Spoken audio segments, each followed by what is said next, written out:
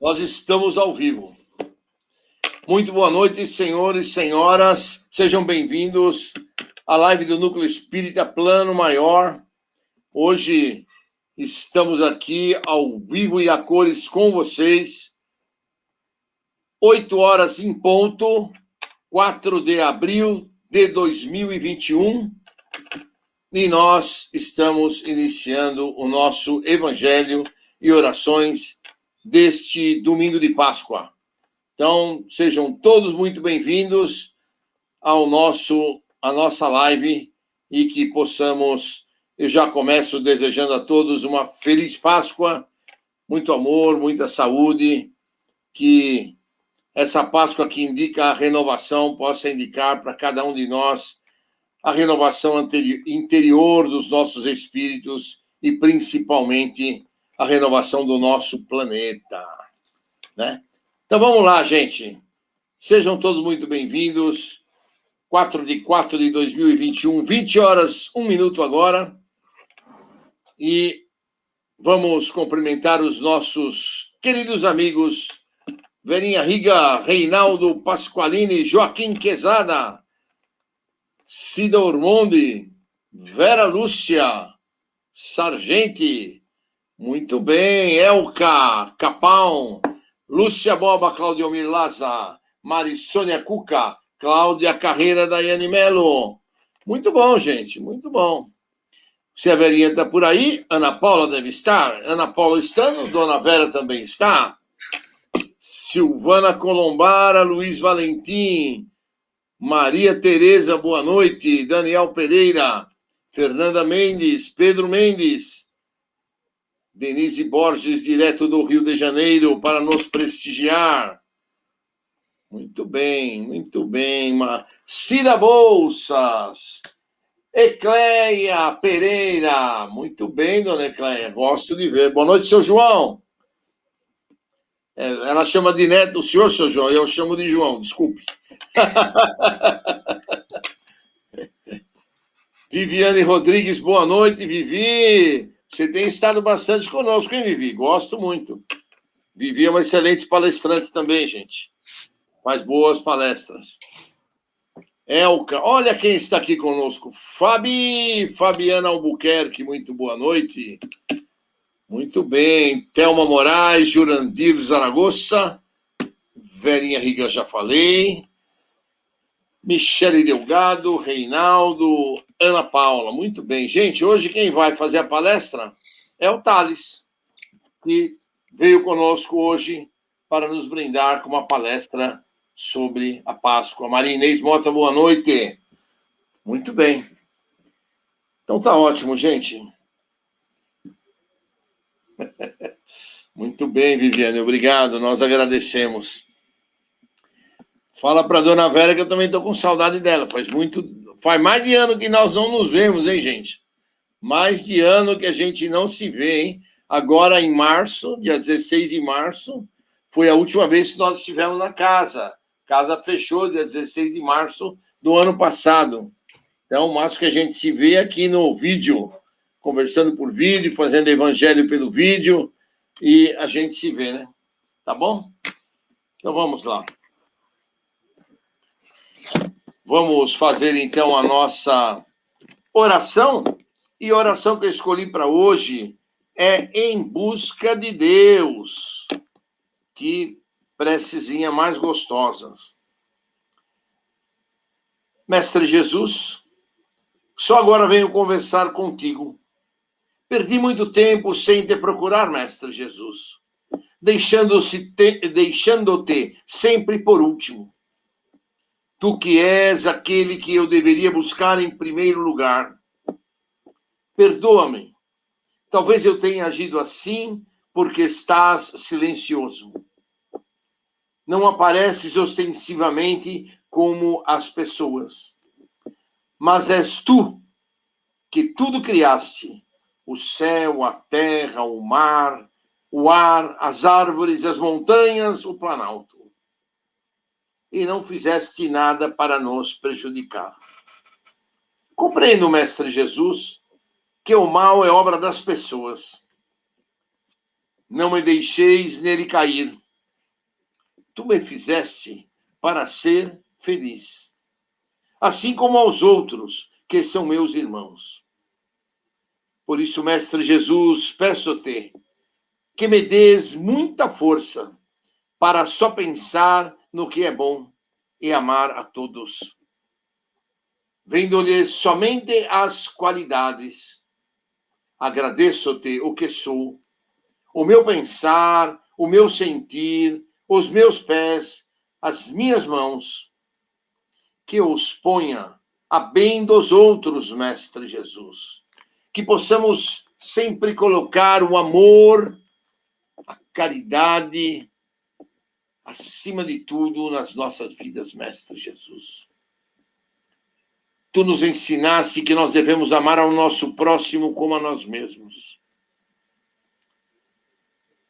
Que fora da caridade não há salvação. E nós temos, Mestre Jesus, por obrigação de seguir os teus passos. E assim te pedimos, Mestre Jesus, dá-nos a tua luz para abrir os nossos caminhos, para iluminar os nossos caminhos, para que possamos, Mestre Jesus, estarmos juntos na fé que abraçamos, que o Consolador prometido nos trouxe. Que possamos, Mestre Jesus, a cada dia mais, ampliarmos a nossa fé em Ti e termos a certeza de que, junto com estes mensageiros celestiais que nos assistem, com esses guias maravilhosos espirituais que envolvem e protegem a nossa casa, nós seguiremos no caminho da elevação espiritual, do crescimento espiritual e da reforma íntima. Que Deus Pai nos abençoe, que Deus Pai nos proteja, agora e sempre. Que assim seja. Muito bem, queridos amigos, eu vou deixá-los agora com o Thales. Fico aqui na retaguarda, quietinho e mudo, e o Thales vai fazer a palestra para nós. Tá bom? Thales, o som é todo seu, você está no mudo. Agora não estou mais. Bom, boa noite, pessoal. Espero que todos estejam me ouvindo bem. Vocês sabem que quando eu fui convidado para fazer essa palestra, o tema era outro. O tema era amor infinito. Mas aí eu percebi que a palestra ia cair no domingo de Páscoa. E eu realmente gosto muito da Páscoa. Páscoa é uma data muito importante para mim pessoalmente. Os dois feriados no ano assim que são mais importantes para mim é o Natal e a Páscoa. Eu sei que tem gente que gosta muito mais do Ano Novo e que, o Ano Novo virou o ano, é época de renovação, mas para mim a época de renovação é sempre a Páscoa. É como se o ano virasse para mim na Páscoa. Exatamente pelo significado da Páscoa. Então eu fiquei muito feliz e quando eu soube que a palestra ia ser no domingo de Páscoa, eu falei na hora, podemos trocar o assunto da palestra? Eu quero falar sobre a Páscoa. E aí o Clóvis me autorizou e tal, e eu falei, nossa, que legal. Aí fui fazer um monte de pesquisa, vi um monte de vídeo e tal, e vou falar um pouquinho com vocês da Páscoa. A Páscoa, gente, é um momento de reflexão, para nós espíritas principalmente, né? Por quê? Porque para o espírita, nós que somos espíritas kardecistas e nós nos baseamos em Jesus, obviamente, né? Mas nós não temos vamos dizer assim, aquela relação dos milagres, tanto no espiritismo, né? Nós buscamos muita explicação.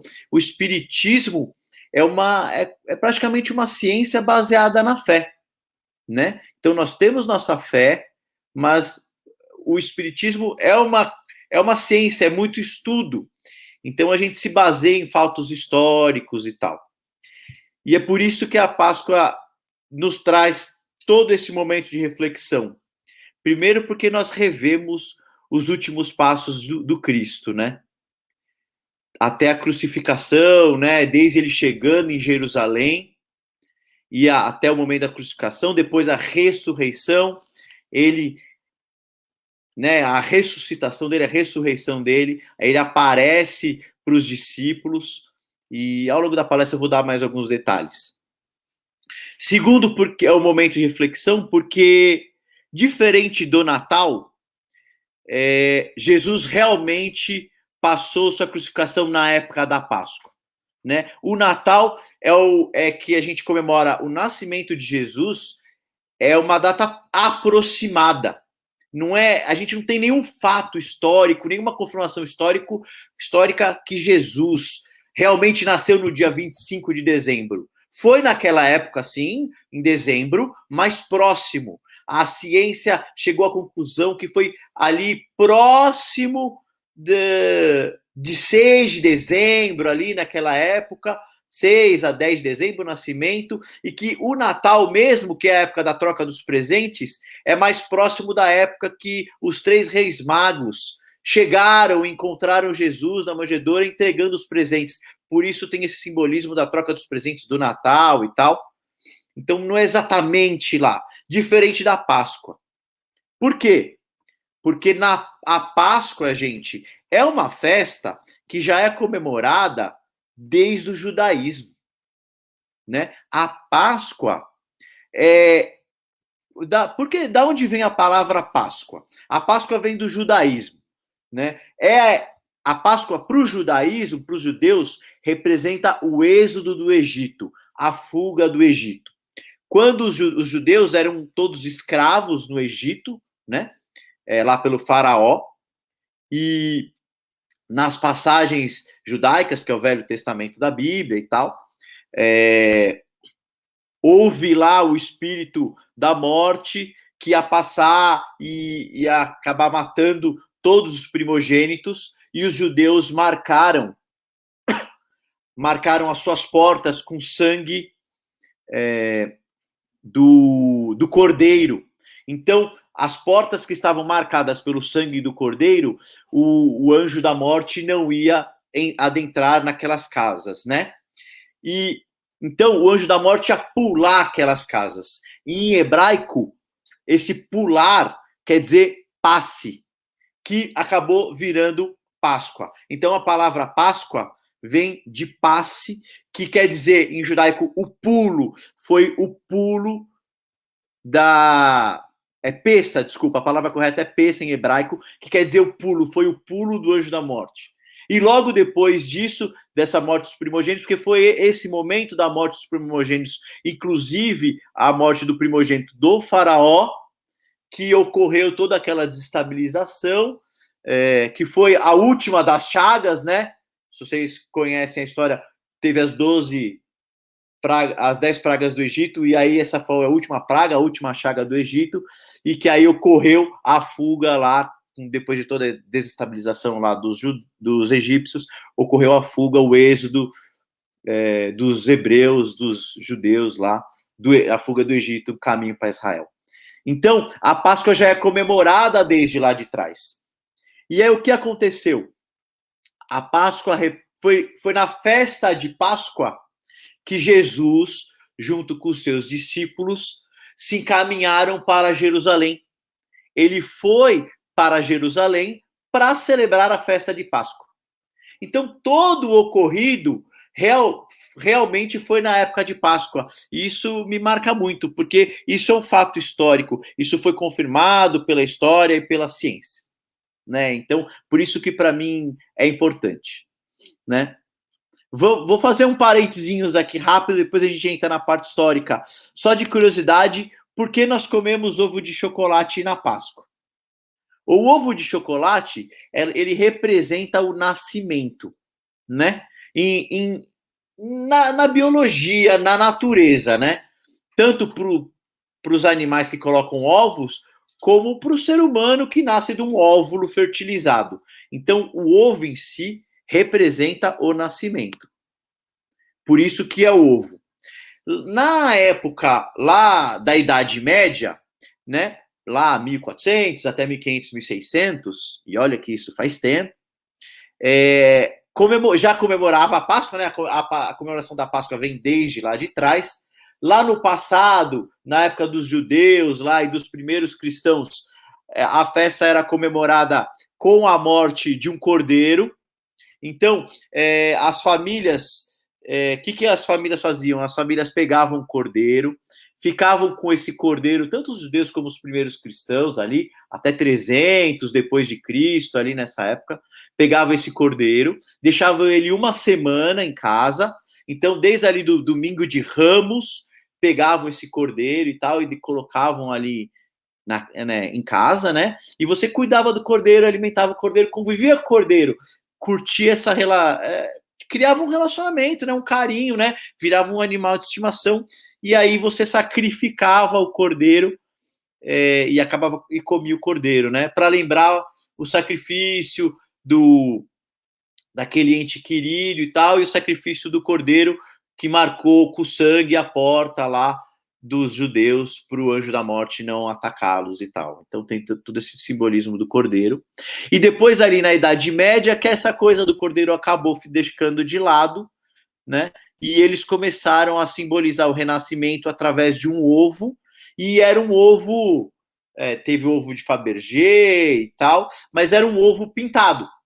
Era até usava ovo de galinha, ovo de outros animais grandes, e eles simplesmente pintavam e não comiam. E você dava de presente esse ovo decorado, né?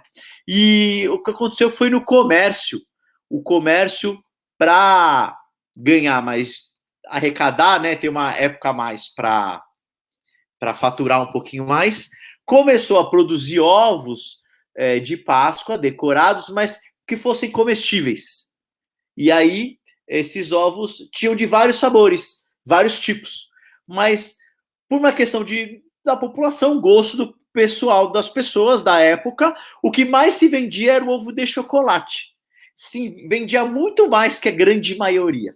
Então, o pessoal acabou adotando e aí se padronizou o ovo de chocolate como Páscoa. Mas essa parte do ovo de chocolate é puramente comercial, tá bom? Não tem nada. A parte histórica mesmo é a parte do cordeiro e a parte do ovo pintado, o ovo decorado, que representa o renascimento, né? A gente, como espíritas, nós temos que ter a noção, né, a certeza que o que a gente tem que levar ao mundo como espíritas é a imagem do Jesus descrucificado. O que quer dizer? É a imagem dele renascido, dele em espírito, a todos os milagres que ele fez, todas as coisas maravilhosas, as curas que ele promoveu. E não ficar lembrando ali do sofrimento. Porque realmente Jesus morreu na cruz para salvar a humanidade, isso é um fato, mas a gente não tem que ficar relembrando dele da parte do sofrimento, das cicatrizes, das chicotadas e tal. A gente tem que enaltecer Jesus, das coisas maravilhosas que ele fez, dos ensinamentos que ele fez, né? Da parte que ele ressuscitou e subiu aos céus, né? Nós, como espíritas, temos que sempre trazer esse momento. Aqueles filmes ultra realistas, de muito sofrimento, daquele monte de sangue lá, das passões de Cristo, não cabe muito a nós espíritas entrar nesse mérito, tá bom? Lembrar que Jesus pregou por toda a sua vida o amor. E durante a palestra eu vou contar várias passagens de Jesus pregando amor, de Jesus pregando fraternidade, amor incondicional. Vocês vão perceber, e é isso que nós espíritas temos que lembrar de Jesus e tratar Jesus disso, né? Da ressurreição em espírito, um Jesus descrucificado, né? A gente tem que lembrar que Jesus foi o homem que transcendeu o sofrimento da crucificação. Nós não temos que exaltar esse sofrimento. Nós temos que valorizar Jesus por transcender, ultrapassar esse sofrimento da crucificação, né? E lembrar sempre da parte da ressurreição, que para nós é muito maravilhosa, né? A ressurreição em espírito, né? Porque é a ressurreição de Cristo, gente, que marca o cristianismo. Todo o cristianismo é no momento da ressurreição, porque é na ressurreição que Jesus encerra seu trabalho na terra. Durante a vida dele, ele estava ensinando os apóstolos, né? Estava passando o conhecimento, passando os ensinamentos de Deus para os apóstolos, pregando amor, passando, ensinando, né? Na ressurreição, acaba a tarefa dele. Ele faz a última ceia, passa por toda a parte do sofrimento, que ele é capturado, é crucificado, renasce, ressuscita, Jesus ressuscita, aí depois ele reencontra lá os seus seguidores e depois sobe aos céus. Tá bom? É isso, a gente tem que ter essa imagem. E aí, quando ele sobe aos céus, encerra-se o trabalho dele na terra, o trabalho de ensinar. Aí ele passa para os seus apóstolos as tarefas de passarem sua mensagem diante. E é aí que começa o cristianismo. O cristianismo é a passagem da palavra de Deus, é a passagem do ensinamento de Deus para as pessoas. Então é isso. Então é a ressurreição que marca esse início. Isso aconteceu exatamente na Páscoa também, né? Foi nesse momento de Páscoa que foi provado que existe a vida após a morte. Porque os judeus não acreditavam nisso. E aí foi quando Jesus ressuscitou e falou, e ele estava lá em espírito, nós espíritas sabemos disso, né? A Bíblia prega que o corpo desapareceu, mas historicamente não existe nenhuma comprovação que realmente o corpo estava lá, né? Ou que o corpo foi mexido. O que aconteceu é que Jesus apareceu para os apóstolos, ele ressuscitou em espírito. Ele estava lá em espírito. E aí vocês vão falar, mas as pessoas tocaram nas chagas dele. Sim, gente. Isso chama-se materialização. Uma coisa que nós espíritas já conhecemos muito bem. Um espírito que, através do ectoplasma dos seres humanos, consegue materializar coisas. E Jesus materializou-se algumas partes do seu perispírito para serem tocadas, né? Isso nós espíritas temos pleno conhecimento dessas questões de materialização de espíritos que materializam. Lembrem que Jesus foi o espírito mais sábio, foi o espírito mais iluminado que passou nessa terra. Então conseguir uma materialização para ele era simples, né? Então ele ressuscitou em espírito, ele apareceu em espírito, e para que isso não criasse na cabeça dos apóstolos, dos seus seguidores, que pudesse ser algum tipo de fantasma ou uma alucinação, ele criou materializações para que ele pudesse ser tocado, né? Mas foi nesse momento de ressurreição que ele mostrou para os apóstolos e para todos os cristãos, né? Ele passou esse grande ensinamento. A vida não acaba após a morte. O espírito é imortal. E foi na Páscoa que veio todos esses momentos. Por isso que, para nós espíritas, a Páscoa é tão importante, porque é na Páscoa que ficou provado a vida após a morte, a presença do espírito, a existência do espírito e a imortalidade do espírito. Tudo bem? Vamos dar sequência aqui. Então, como eu tinha falado, né, foi no momento da festa da Páscoa que Jesus foi para Jerusalém, foi para celebrar essa festa, né? E Jesus já tinha feito uma série de milagres antes em toda a Galileia, quando ele voltou do deserto e toda a passagem dele pela Galileia até chegar em Jerusalém, ele fez uma série de curas, uma série de milagres, e isso foi ficando, ele foi assim, esse boca a boca, essas coisas foram passando entre a população, entre o povo lá da região, e quando Jesus chegou em Jerusalém, ele estava sendo muito esperado, né, pela população lá, e não pelos romanos, obviamente, mas pela população que era muito mais sofrida, a população mais pobre, oprimida pelos romanos, que eram os judeus ali na época, né? Não os judeus da alta casta, mas o povo mesmo, que era o povo mais sofrido. Né? O povo sabia que o Messias estava chegando para comemorar a Páscoa lá com eles, né? Aquele povo que era deixado de lado pelos romanos. Então, o povo já tinha preparado oferendas, estavam preparando ali para estender um tapete vermelho. Chegou o nosso Messias, chegou o nosso rei. E Jesus chegou em Jerusalém como? Montado num jumentinho, sentado ali na maior humildade possível. Porque Jesus era isso, Jesus era amor, Jesus era humildade. Estavam esperando ele com pompas de um rei. Isso foi um pouco chocante para o povo de lá. Porque esperavam que ele chegasse numa liteira, cheio de uma capa de veludo, e não. Jesus chegou ali montado num jumentinho, com a sua roupinha simples ali, que naquela época, mesmo para aquela época, eram praticamente trapos, né, gente? Era uma roupinha bem simples, assim. Não era aquelas roupas de luxo do que se espera por um rei. Então ele já chegou mostrando uma humildade incrível lá, né, sem nenhum tipo de pompa, né?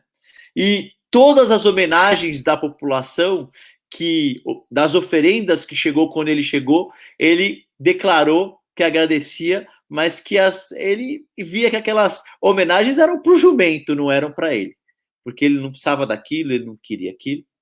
Então ele dedicou todas as homenagens para o jumentinho, porque era o jumento que estava carregando ele, né? E aí depois ele se reuniu com seus discípulos para fazer a última ceia, né? E com toda essa humildade.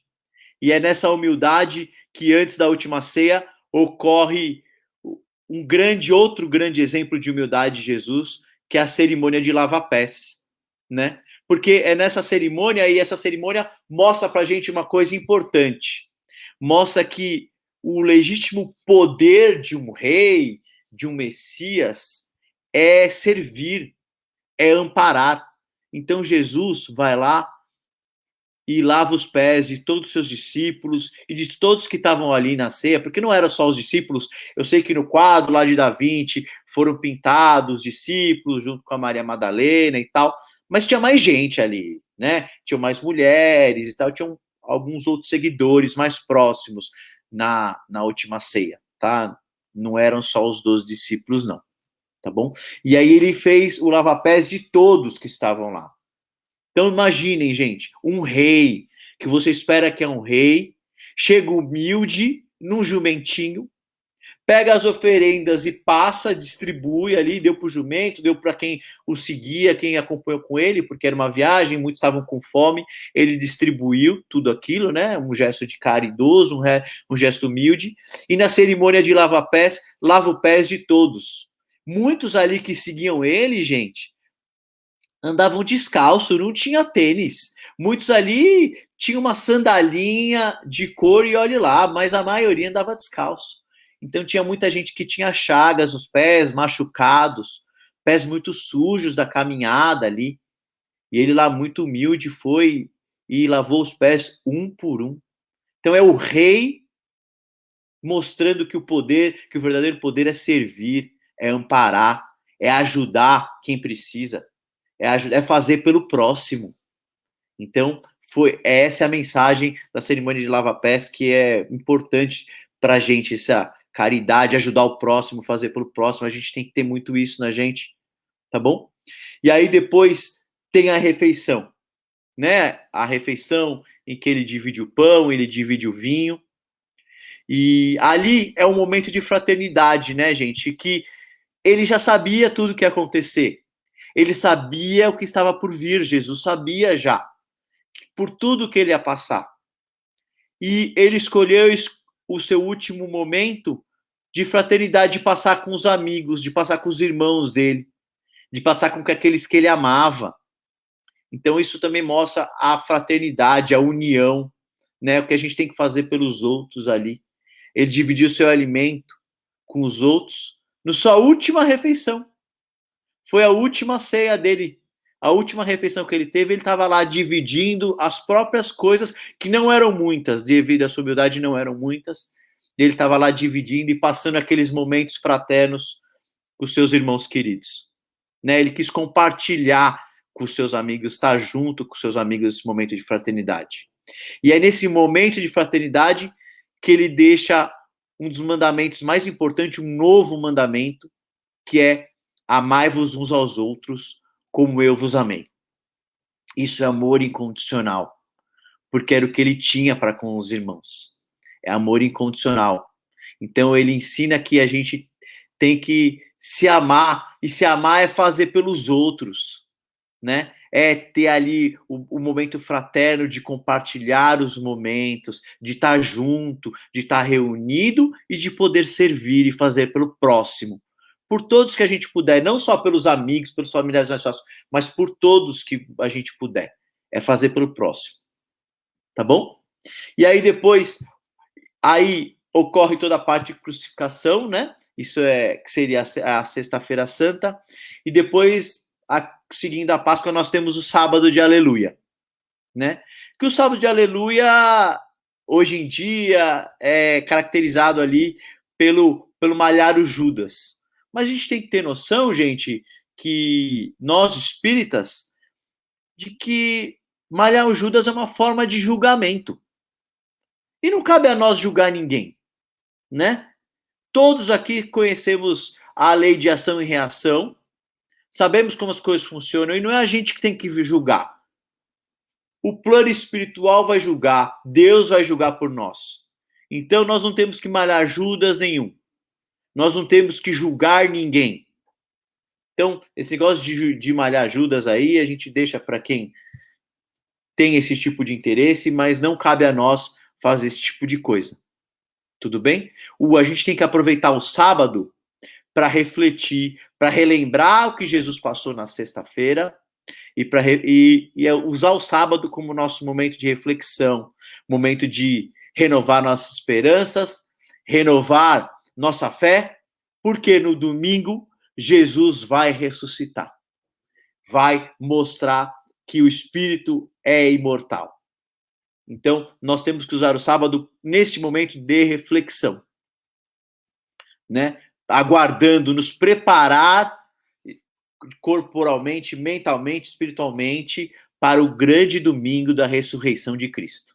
É esse que que tem que ser o nosso sábado. É o nosso sábado de aleluia, é o nosso sábado de reflexão. Tá bom? Vamos lá.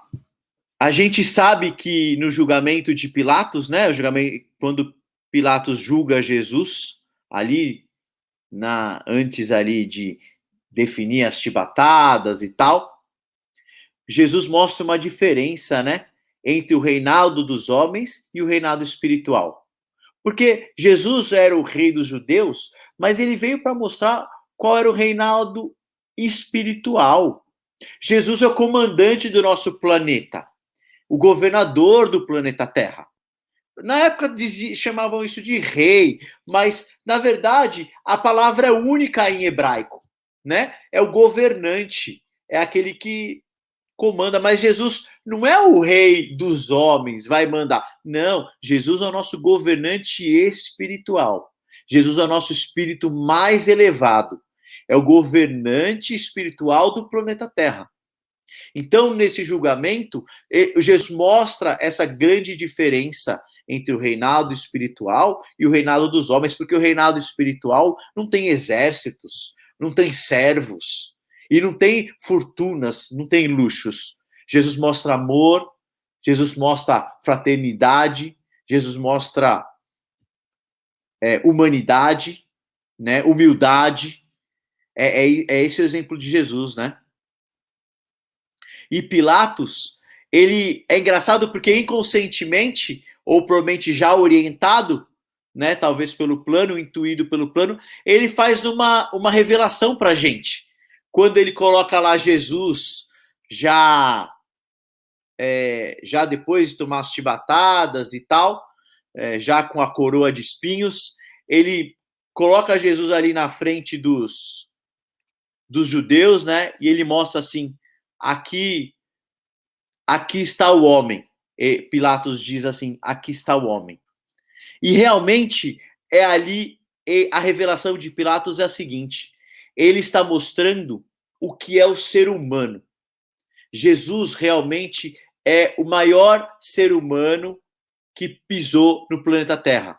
Então, aí ele mostra que Jesus, quando ele fala que aqui está o homem, ele quis dizer, aqui é o ser humano. A gente tem que entender essa frase como aqui está o ser humano, na sua plenitude, todo o seu potencial. E é por isso que a gente tem que seguir o exemplo de Jesus. Porque o ser humano, Jesus, com todo o amor e sua humildade, tem que ser o exemplo. Ele foi o ser humano com maior potencial, com toda a sua plenitude desenvolvida. O ser humano com maior plenitude, maior poderes plenos que viveu sobre a terra foi Jesus. Mostrando amor, mostrando humildade, mostrando fraternidade, mostrando caridade. Né? A capacidade máxima do ser humano é Jesus. Então nós temos que nos seguir o exemplo dele. Ele foi o símbolo de perfeição sobre a terra. Ele é o horizonte, ele é o objetivo que a gente tem que perseguir. Essa é a revelação de Pilatos, quando ele mostra ali, aqui está o homem, aqui está o ser humano, aqui está a plenitude, aqui está a perfeição. Jesus foi a perfeição sobre a terra. Então isso também é uma mensagem muito importante que nós tiramos da Páscoa. Olha quantas lições nós pegamos da Páscoa. A Páscoa tem que ser muito reverenciada por todos os cristãos, porque temos grandes aprendizados ali na Páscoa. Tá bom? Tem uma mensagem de Humberto de Campos, que foi psicografada pelo nosso querido Chico Xavier, que ele conta que Jesus, na crucificação, no momento que Jesus ali está na crucificação, vem anjos envolvê-lo. Isso foi uma mensagem do plano espiritual de Humberto de Campos, tá bom?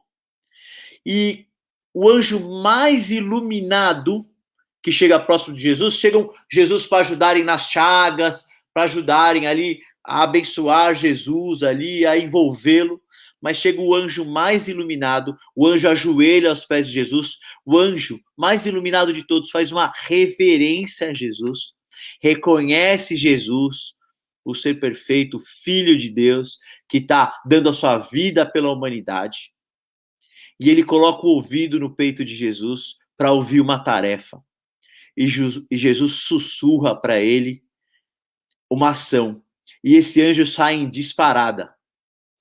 Esse era o anjo da caridade. E sabe onde o anjo foi, gente? O anjo foi acolher Judas. Porque Judas estava ali naquele momento que viu Jesus crucificando, ele estava se suicidando. Porque o suicídio de Judas, gente, foi uma ação de livre-arbítrio dele. E a gente sabe o que acontece com os suicidas, né? Então ali Jesus, crucificado, naquela situação toda, pegou o anjo e falou, vai lá socorrer o meu amigo, porque ele vai se suicidar. E ele vai se suicidar e você precisa ir lá socorrê-lo. Olha como Jesus pensa nos outros, olha a caridade de Jesus. Jesus passando por tudo aquilo, pediu para socorrer aquele que o traiu. Porque, gente, apesar de o suicídio de Judas for o seu livre-arbítrio, foi por arrependimento. Judas se arrependeu e acabou se suicidando, né? Mas a gente não pode condenar Judas porque Judas foi uma ferramenta do plano. Porque Jesus sabia de tudo o que ia acontecer. Jesus sabia que Judas ia traí-lo. Jesus sabia que Pedro ia negá-lo 3 vezes. Jesus avisou a Pedro. Jesus sabia que ia acontecer. E quando você sabe de alguma coisa, não pode ser considerado uma traição, né? Que traição é essa que você já sabia? Como Judas sabia que ia traí-lo, não podemos chamar isso de uma verdadeira traição. Traição é quando você é surpreendido. E Jesus não foi surpreendido. Judas foi um instrumento do plano espiritual para que Jesus cumprisse a sua missão, que é passar por aquela situação. Judas foi escolhido, Judas foi uma ferramenta. Alguém ia ter que fazer esse papel. E se Judas não existisse, ia existir um outro ser humano que fosse seguidor de Jesus e que ia fazer aquele papel. E por que o plano escolheu Judas? Realmente porque Judas, entre ali, tinha uma menor evolução moral, uma menor evolução espiritual. Né?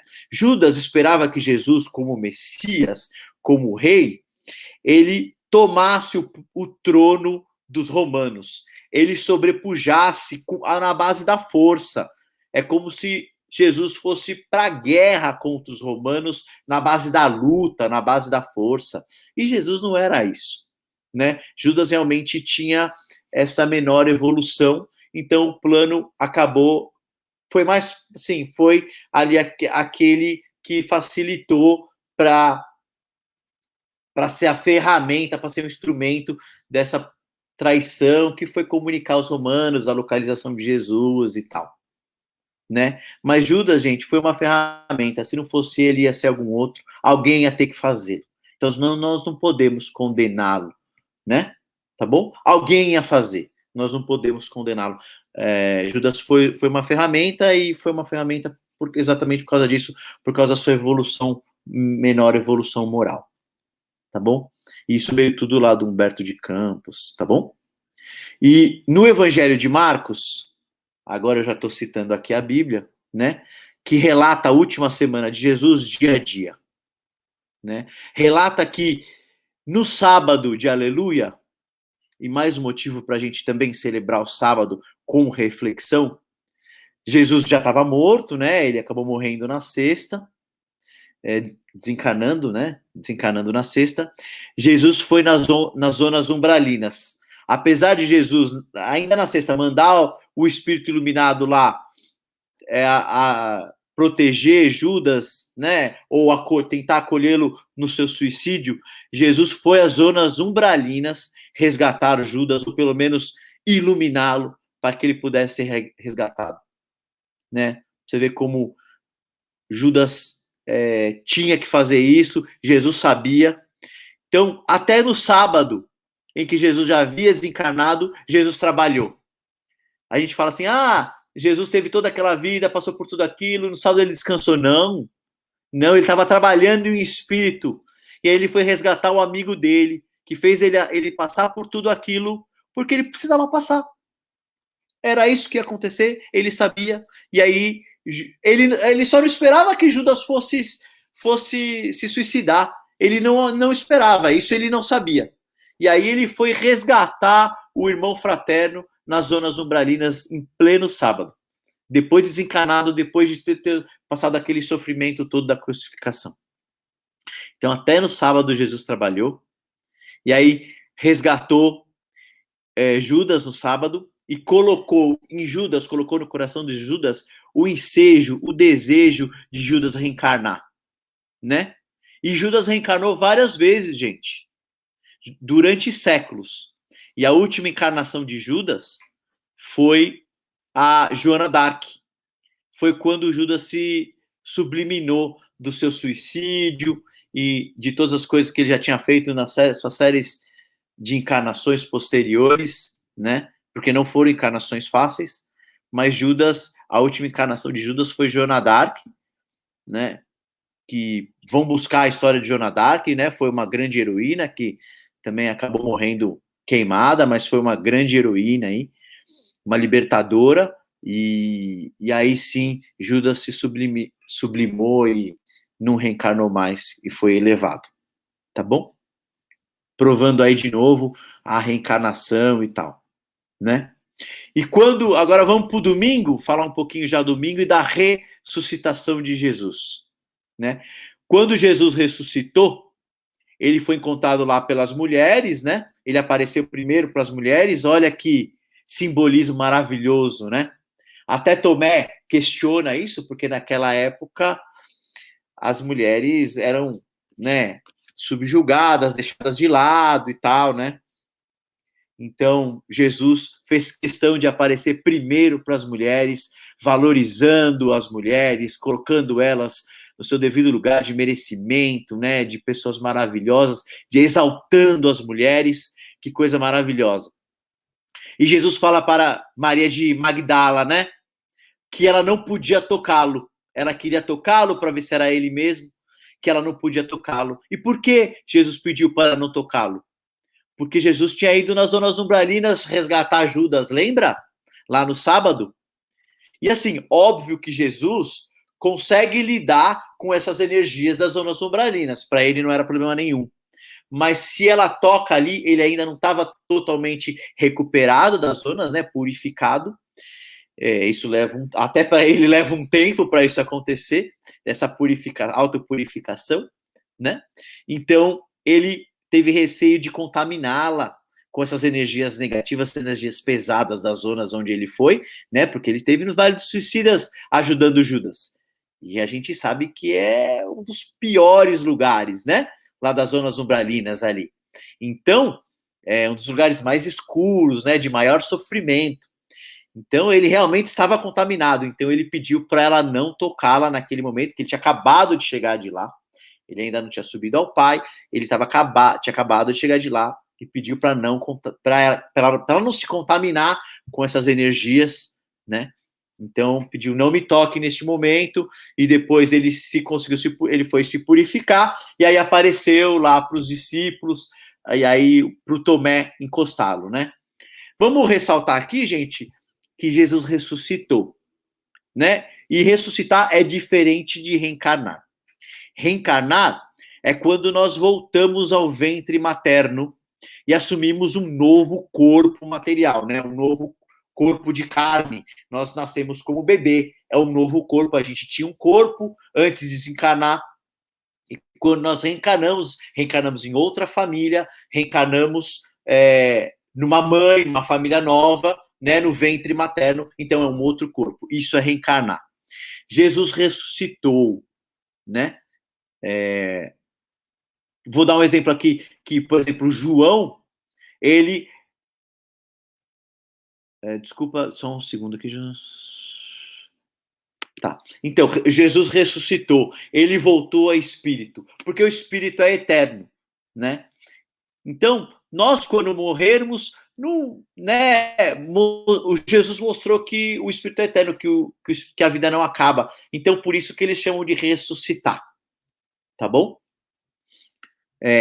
Ressuscitar é voltar ao Espírito vivo. Né? Então, a gente, quando morrer ou desencarnar, naquela época era ressuscitar. A gente sabe que não é ressuscitar, né? É quando você sai, a gente chama de desencarnar, é o que eles chamam de ressuscitar, é quando a gente sai do corpo e aparece em espírito, tá bom? Foi isso que eles chamam de ressuscitar, foi isso que Jesus fez, foi aparecer em espírito vivo lá, né? Mostrar a imortalidade da alma, tá? Isso é ressuscitar. Reencarnar não, reencarnar é quando a gente vai pro ventre, né? É quando a gente reencarnar, é o que eles chamam de ressurreição, né? Ressuscitar em carne, quando a gente assume um novo corpo, tá bom? Por exemplo, o João, lá que era discípulo, ele era uma reencarnação. João já era uma reencarnação. João, discípulo de Jesus, era reencarnação em carne, estava em um outro corpo, reencarnação do espírito de Elias, lá dos judeus, tá? Então, João era uma reencarnação. Jesus não reencarnou. Jesus teve uma única vida corpórea na terra e depois virou o espírito e subiu aos céus, tá bom? Jesus foi o único que não reencarnou, tá? Ele era filho de Deus, como espírito do Pai, reencarnou na Terra, teve uma única encarnação e subiu aos céus. Né? Ressuscitou, virou espírito e foi lá governar o nosso planeta, né? E aí, como eu comentei, né? E a questão de Jesus quando ressuscitou, ou seja, apareceu em espírito vivo, para o Tomé poder tocá-lo, né? Primeiro que Tomé ficou inconformado como que Jesus apareceu primeiro para as mulheres. E aí teve aquela primeira lição de exaltar as mulheres, e depois, através do próprio ectoplasma dos discípulos que estavam lá, ele fez a materialização ali de partes das suas chagas para poder tocá-lo. Tomé tocou em Jesus, nas chagas de Jesus. Tomé tocou na chaga da lança, que fica abaixo do coração ali, um pouco abaixo do peitoral, onde Jesus foi cravado com uma lança lá, e foi naquela chaga, né? Mas Jesus ali estava em espírito, tá? Ele não estava totalmente corpóreo. Ele fez a materialização de algumas áreas do corpo para que Tomé pudesse tocá-lo, tá bom? Exatamente para não parecer uma alucinação, né? Os apóstolos lá nunca tinham visto um espírito ainda. Então, poderiam dizer que estavam loucos e tal. Então, Jesus fez tudo aquilo da materialização para o Tomé tocá-lo, né? E na elevação aos céus que nós temos essa certeza que Jesus já estava em espírito, tá? Então, essa questão do, o Jesus levantou o corpo, não levantou o corpo. Mas onde estava o corpo de Jesus? Realmente o corpo de Jesus nunca foi achado, né? E historicamente a gente não sabe se o corpo foi movido para algum outro lugar, a gente não sabe exatamente se o corpo foi realmente enterrado lá, como Jesus era o Messias. Pode ser que foi uma mensagem falsa, vamos enterrar ele aqui, dizer que está aqui, para ninguém tentar violar o corpo, você levou o corpo para outro lugar, e ali ficou só aquela caverna da pedra, foi só uma metáfora, foi só um cenário, né? De repente o corpo nunca esteve mesmo lá. Então, não existe uma questão histórica comprovatória, porque, gente, espiritismo também é ciência, então a gente se baseia nas questões comprobatórias, tá bom? Então, a gente nunca foi achado o corpo de Jesus, mas Jesus subiu aos céus em espírito. A gente tem que ter essa certeza, tá bom? Nós espíritos, principalmente, temos que ter essa fé, essa certeza que Jesus estava ali em espírito e se materializou para que o pessoal pudesse tocá-lo. Tá bom? Emmanuel também deixa uma mensagem muito bonita para a gente, com relação à crucificação. Que simboliza a crucificação, né? Jesus deu a sua vida pela humanidade. É o amor total. Jesus deu a sua vida, Jesus deu a sua vida ali, ele renunciou às suas vontades pela vontade do Criador, porque era a vontade de Deus que ele passasse por isso. Então ele deixou ali de lado e as suas próprias vontades pela vontade do Criador. E também essa é a vitória da fé, né, sobre nós mesmos, sobre as nossas vontades, né? A gente tem que sempre deixar ser guiado por Deus. É a vontade dele que prevalece, né? Isso até está no Pai Nosso, que seja feita a vossa vontade, né? A gente tem que ter a nossa fé, a renovação da fé, da fidelidade do Criador, das lutas e dos sacrifícios. Então, a crucificação é esse momento de luta, de sacrifício que a gente faz para que a nossa fé, que a fé no Criador sobreponha as nossas vontades, tá bom? Isso é o amor a Deus, é a nossa fé, é o amor a Deus. Bom, gente, aqui já para encerrar, a gente tem que sempre ter em mente que a Páscoa dos cristãos, assim como a dos judeus, ela representa a liberdade, né? Judeus se libertaram da escravidão dos egípcios e os cristãos se libertaram da matéria, dos sentidos, né? Jesus é a libertação, é a prova da existência do Espírito que vem trazer o amor incondicional, o amor independente de qualquer coisa, tá bom? E esse amor é o que liberta, né? É a liberdade da matéria, a fé em Deus, tudo isso que representa a Páscoa, tá bom? Que a Páscoa é para a gente celebrar esse amor de Deus, a imortalidade da alma e também a vida espiritual. Esse é o recadinho final que eu quero deixar para vocês. Eu quero também desejar a todos uma ótima Páscoa, um ótimo fim de domingo, um ótimo final de Páscoa, que Jesus possa abençoá-los nessa próxima semana, nesse próximo mês, nesse próximo ano, e que a gente possa refletir bastante o amor incondicional de Jesus, a imortalidade da alma, tá bom? Que assim seja, graças a Deus. Eu vou deixar agora o Badaró fazer as vibrações com vocês. Bom, muito bem, pessoal, então vamos fazer as nossas vibrações. Como sempre, então, a gente vai pedir para vocês mentalizar Jesus com as mãos estendidas em forma de concha, para que ele possa receber todas as nossas vibrações desse nosso grupo e distribuir de acordo com as necessidades do planeta. Nós vamos, então, iniciar vibrando pela paz mundial.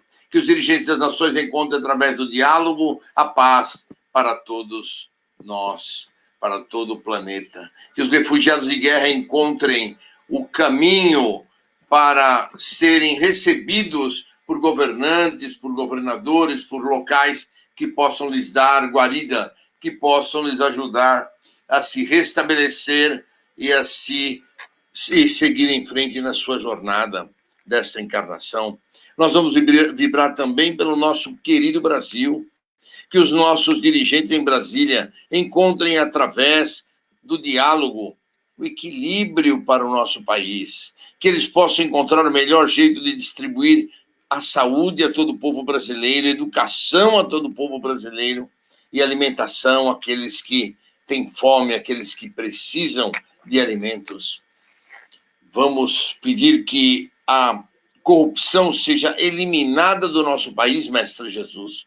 Nos ajude, te imploramos e pedimos aos mensageiros celestiais que nos ajudem, no sentido de que a corrupção possa, se não ser extinta, mas ser reduzida a praticamente zero.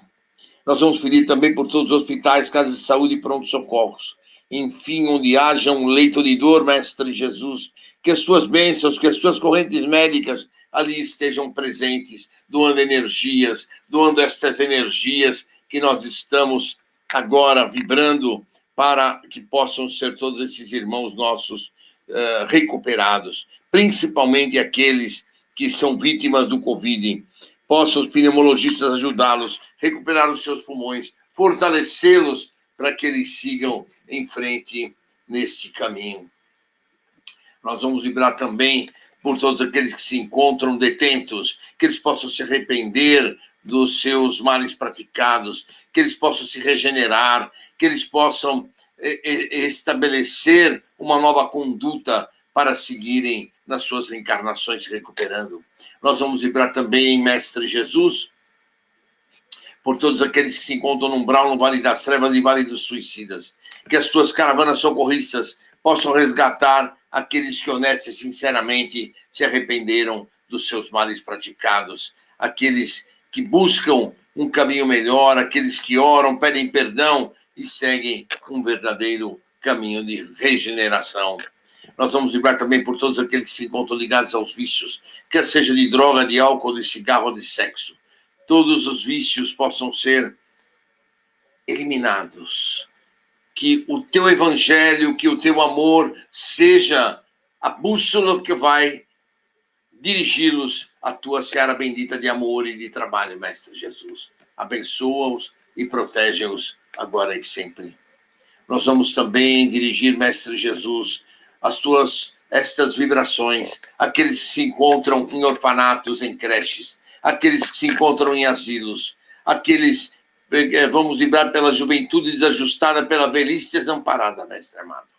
Todos esses irmãos também tenham como meta o seu evangelho, que tenham como meta a tua figura, para que todos possam praticar o amor por todos os demais da sociedade. Nós vamos vibrar também pela paz entre todas as religiões, que os dirigentes das religiões encontrem, através do diálogo, através dos estudos, entendendo que o Deus é único e que o que ele quer é a paz para todos os homens da terra. Nós vamos vibrar por todos os lares em desarmonia, que a tua luz branca, Mestre Jesus, seja levada a cada um desses lares, trazendo a paz, o equilíbrio e a harmonia a todos que ali residem. Abençoa-os, Mestre Jesus, protege-os agora e sempre. Nós vamos vibrar também, Mestre Jesus, por todos os nossos parentes, pelos nossos amigos, pelos nossos irmãos. Que todos eles recebam luz e paz e equilíbrio. Vamos vibrar também, Mestre Jesus, por todos os nossos desafetos, quer seja desta encarnação, quer seja de encarnações anteriores. Que os seus mensageiros celestiais levem o nosso perdão a todos aqueles que são os nossos desafetos desta encarnação. E que os desafetos de encarnações passadas vejam nas nossas atitudes presentes, vejam na nossa reforma íntima, que estamos buscando nos melhorarmos e que aquilo que fizemos, nos arrependemos e que estamos crescendo. Pedimos a eles que nos perdoem e que sigam conosco na direção de Jesus. Vamos vibrar também por todos os nossos lares. Vibremos para que os nossos lares recebam a luz de Jesus, para que essa luz branca de Jesus ilumine todas as nossas casas, que todas as paredes da nossa casa sejam limpas com a luz branca de Jesus, esterilizando, limpando, todos os miasmas, fluidos deletérios sejam retirados e queimados no fogo Kundalini. Que os espíritos que por acaso aqui estejam sejam encaminhados à seara bendita do Mestre Jesus, às colônias do mundo espiritual, para esclarecimento, para ajuda dentro das colônias, em casas de saúde e em hospitais, se assim for o caso. Vibremos, queridos irmãos, finalmente por nós mesmos. Que a tua luz, Mestre Jesus, nos envolva. Que a tua luz, Mestre Jesus, caia sobre nós em forma de cristais azuis e brancos. Que essa luz possa trazer purificação aos nossos espíritos, perispíritos e corpo físico. Que possamos receber energias abundantes de ti, Mestre Jesus, para crescermos e evoluirmos, estarmos nesta semana supridos de energia protetora, para que possamos estar juntos a semana inteira sob a tua luz, tua proteção. Nós vamos pedir também por todas as pessoas e crianças desaparecidas, Mestre Jesus, que todas essas crianças e pessoas possam receber a tua luz, as tuas bênçãos, que os grupos socorristas, as brigadas de resgate, possam encontrar adultos e crianças que por acaso estejam desaparecidas, trazendo-os ao seio de suas famílias. Vamos pedir às correntes médicas, Dr. Bezerra, Dr. Alberto Seabra e Corrente Azul, que fluidifiquem as águas sobre as nossas mesas. Que essas águas possam ser fluidificadas com o medicamento necessário a cada um de nós. Nós vamos vibrar também pelos grupos de vibrações da nossa live, de todos aqueles que nos encaminharam os pedidos de vibração. Inicialmente pelos casos de Alzheimer, casos de AVC e casos de Parkinson. Todos esses irmãos recebam as bênçãos de luz, o fortalecimento dos terapeutas do mundo espiritual, para que eles tenham força, tenham energia e possam receber cada dia mais força para seguirem nas suas encarnações. Que os seus cuidadores possam se fortalecer na tua fé, Mestre Jesus, para ajudar esses irmãos. Vibremos pelos casos de ortopedia. Que todos os irmãos com problemas de coluna, problemas de articulações, possam receber muito amor, muita paz. Que as suas cartilagens sejam repostas, para que eles tenham um perfeito movimento das colunas e de todas as articulações do corpo e possam se movimentar sem dores, sem sofrimento. Vamos vibrar agora por todos os casos de Covid, que esses irmãos com Covid recebam paz, recebam amor, recebam bênçãos. Os pneumologistas do espaço ajudem cada um desses irmãos, provendo a limpeza dos seus pulmões, a desinflamação dos seus pulmões, eliminação dos coágulos provocados pela Covid, para que esses irmãos possam voltar a respirar, inspirar e expirar adequadamente para suprir os seus corpos com oxigênio. Vamos vibrar também pelos irmãos que se encontram em depressão e com problemas emocionais. Cada um desses irmãos recebam a luz do Mestre Jesus, receba a paz, receba o tratamento adequado dos corrente dos franciscanos, corrente dos samaritanos, dos terapeutas do mundo espiritual, para se recuperarem e se fortalecer. Nós vamos vibrar também pelos casos de saúde e diabetes, todos esses irmãos cujos nomes se encontram na nossa lista, se recuperem, se fortaleçam, se equilibrem e possam obter a cura de acordo com o seu merecimento.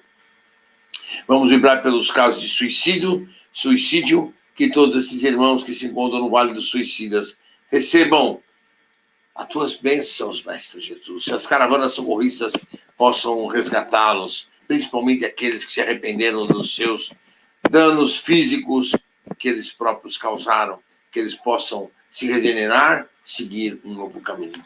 E vamos vibrar pelos desencarnados, que as caravanas socorristas possam resgatá-los no umbral, nas trevas, aonde eles estiverem, que eles possam ser levados às colônias, levados às cidades espirituais, às casas de saúde, para receberem o tratamento adequado.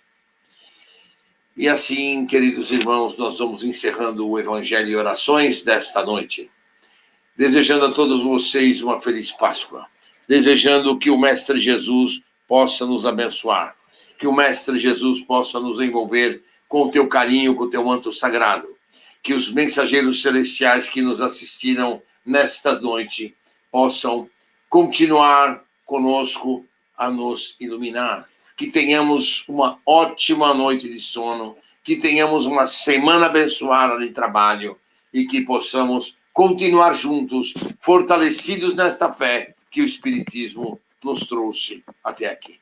Que Jesus nos ilumine, que Jesus nos abençoe, agora e sempre. Que assim seja. Thales, com você, se quiser falar alguma coisa, que já estamos encerrando. Não, só quero dar boa noite para todos, uma ótima Páscoa para todo mundo e obrigado por estar aqui com a gente. Gente, quarta-feira, 8 horas, estaremos aqui e na outra semana, no próximo domingo, estaremos aqui de volta para mais um Evangelho e Orações em nome do Mestre Jesus. Deus Pai abençoe vocês. Obrigado pela companhia, obrigado pela presença. E estamos juntos com vocês.